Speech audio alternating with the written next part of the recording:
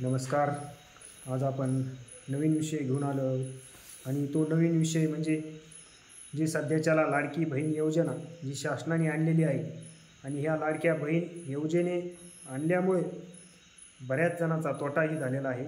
आणि जी लाडकी बहीण योजना आणल्यामुळं महिला इतक्या याच्यामध्ये इतक्या मग्न झालेल्या आहेत की त्यांना काहीच दिसण्यासारखं राहिलेलं नाही. महिलांचं जिथं तिथं जावं त्यांचा विषय तोच आहे, तुझे पैसे पडले का, माझे माझे आलेत, तुझे आलेत का, आणि तुझं जर आले नसतील तर तुझं अकाउंट बंद आहे का, तुझं आधार लिंक आहे का, हा त्यांच्यामध्ये विषय आहे. पण मला जी सरकारने योजना आणली ही योजना 50,000 कोटीची उधळपट्टी करून ही योजना सरकारने आणलेली आहे. पण ही योजना आणल्यामुळं सर्वात मोठा जर तोटा कुणाचा झाला असेल तर याच्यामध्ये सर्वात मोठा तोटा जर कुणाचा झाला असेल तर तो शेतकऱ्यांचा झालेला आहे. कारण शेतकऱ्यांचा 2020 मधला पीक विमा तो पूर्णतः ह्या योजनेमुळे गायब झालेला आहे. आणि जो 21-23चा पीक विमा जो येणार होता तोही गायब झालेला आहे. आणि जे शेतकऱ्यांचं जे अनुदान थकीत आहे ते शेतकऱ्याचं अनुदानही गायब झालेलं आहे. कारण शेतकऱ्यांसाठी देण्यासाठी सरकारकडे पैसा नाही, परंतु अशा नवनवीन योजना आणण्यासाठी पैसा आहे. महिलांसाठी जी योजना आणली ही योग्य आहे, ती आणण्याबद्दल आमचं काही दुमत नाही.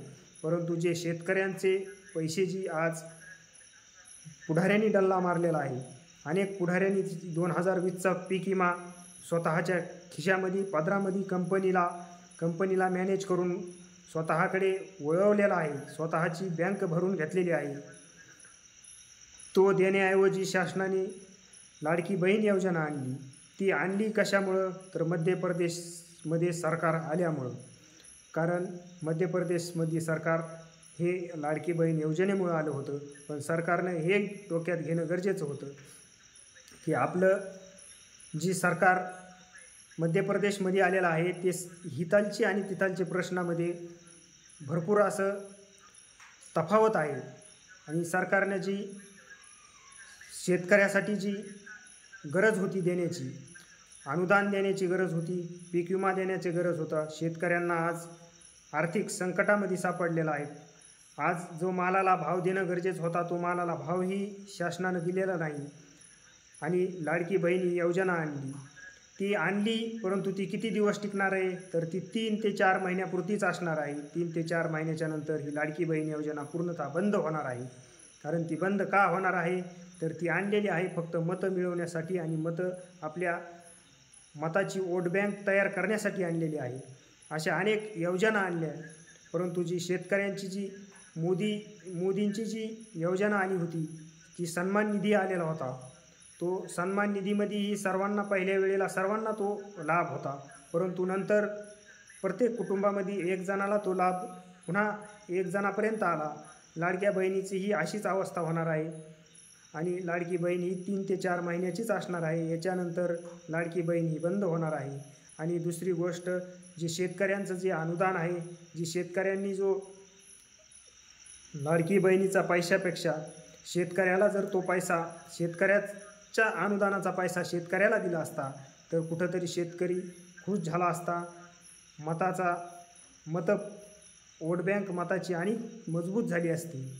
परंतु सरकारनं असं न करता 46,000 कोटीचा म्हणजे 46,000 कोटी ह्या योजनेवरती खर्च केले.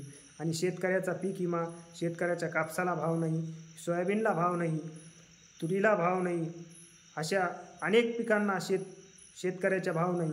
शेतकरी ह्या सरकारकडे मागणी करतोय की आम्हाला अनुदान नको, योजना नको, फक्त आम्हाला आमच्या पिकाला हमी भाव द्या. पण सरकार याच्याकडे दुर्लक्ष करतं. कारण दुर्लक्ष करण्याचं कारण तर अनेक मंत्र्यांची कंपन्याही ह्या सरकारमधल्या मंत्र्यांच्याच आहेत, विरोधी पक्षामधल्या आमदारांच्या आहेत.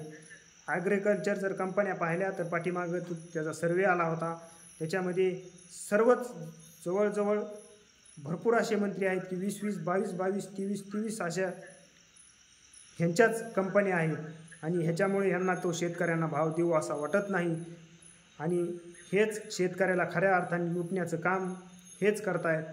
आणि जर शासनानं जर शेतकऱ्याला पिकाला भाव दिला असता तर आज लाडकी बहीण योजना आणण्याची गरज पडली नसती।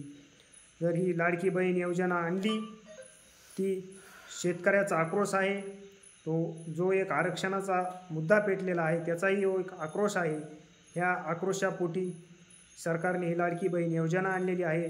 परंतु सर्व बहीण मला सांगायचं आहे महिलांना की ही खूप दिवसापर्यंत चालणारी योजना नाही, ही 3 ते 4 महिन्यापुरतीच योजना आहे। कारण हा पैसा देणं खूप शासनाला सुद्धा डोळी जड झालेला आहे। बाकीकडचा जो पैसा द्यायचा आहे तो तसाच थकीत आहे। पीक विम्याचा 2020चा आहे थकीत आहे, 2023 ही थकीत आहे, रब्बी थकीत आहे। कुठंतरी एक तुकडा फेकल्यासारखा 1000-1500 रुपये पीक विमा शेतकऱ्याला दिला जातो आणि सरकार मात्र आमदार मंत्री त्याच विम्यावरती डल्ला मारतात। ह्या प्रकारचा खेळ शेतकऱ्याचा चाललेला आहे, तो शासनाने कुठंतरी थांबवावा आणि शेतकऱ्याला न्याय देण्याचं काम करावं। असेच नवनवीन व्हिडिओ पाहण्यासाठी लाईक करा, शेअर करा आणि सबस्क्राईब करा आणि कमेंटमध्ये हा व्हिडिओ कसा वाटला हे सांगा।